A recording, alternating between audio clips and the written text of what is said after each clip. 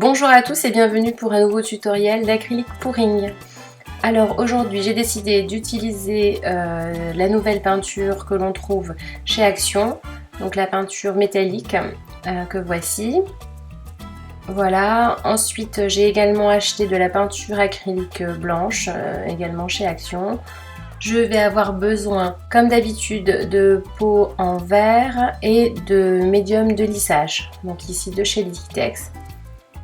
Alors, comme d'habitude, je commence par verser ma peinture dans les petits pots en verre. Donc on voit que cette peinture métallique est déjà plutôt fluide, hein. Donc en règle générale, quand même, la peinture de chez Action est plus fluide que d'autres peintures. Voilà, elle est un petit peu plus diluée à l'eau. Donc il s'agit de peinture métallique, hein. On voit bien que c'est une couleur assez brillante. Voilà, je trouve que les couleurs sont assez intéressantes et ça change un petit peu des peintures habituelles. Alors maintenant je vais ajouter l'eau. Pour éviter le gaspillage, je vais remplir directement mes tubes d'eau pour pouvoir les verser dans la peinture. Voilà. Car pour la technique de l'acrylique pouring, il faut vraiment une peinture fluide, voilà, liquide.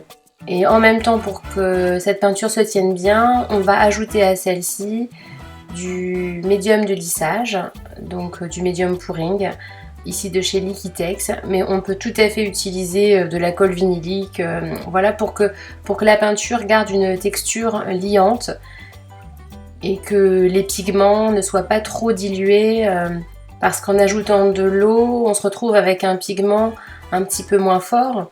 Et le fait d'ajouter de la colle vinylique ou du médium pouring comme ici, ça permet de garder une tenue au pigment malgré toute l'eau qu'on va ajouter à la peinture. Alors voici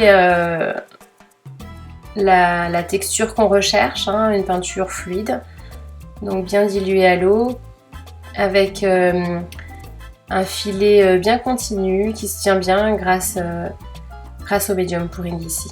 Donc j'ai fait la même chose pour l'ensemble des peintures.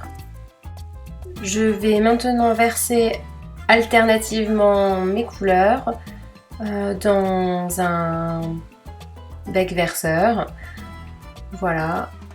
Donc j'en mets un petit peu, les unes après les autres, et j'ajoute quelques gouttes de silicone liquide.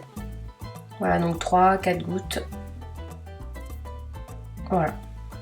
Et je recommence l'opération, j'ajoute à nouveau du blanc, puis du rose, puis du vert, puis du beige.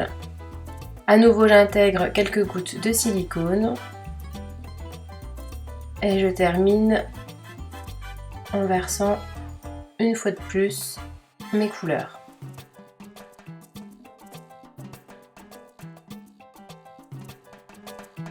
Sur la toile, je vais verser ce qu'il me reste de blanc.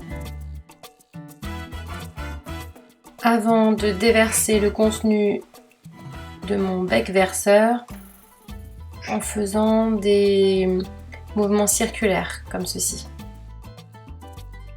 Alors là, on voit que le vert disparaît un petit peu. Alors c'est dommage parce que je le trouvais magnifique, au profit des couleurs rosées.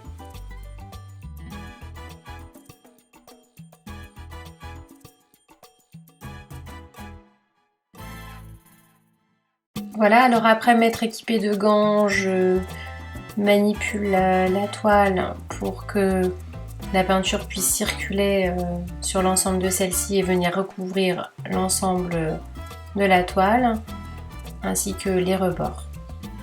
Voilà, et puis je viens m'aider de mes doigts pour recouvrir éventuellement le manque de peinture sur les côtés. Alors je suis assez contente de cette toile parce qu'elle est vraiment différente des autres.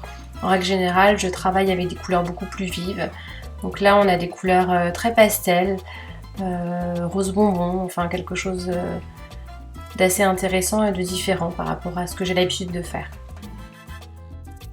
Voilà, c'est fini. J'espère à bientôt pour une nouvelle vidéo. Merci d'avoir regardé cette vidéo. J'espère qu'elle vous a plu. Si vous avez aimé, pensez à vous abonner. À bientôt!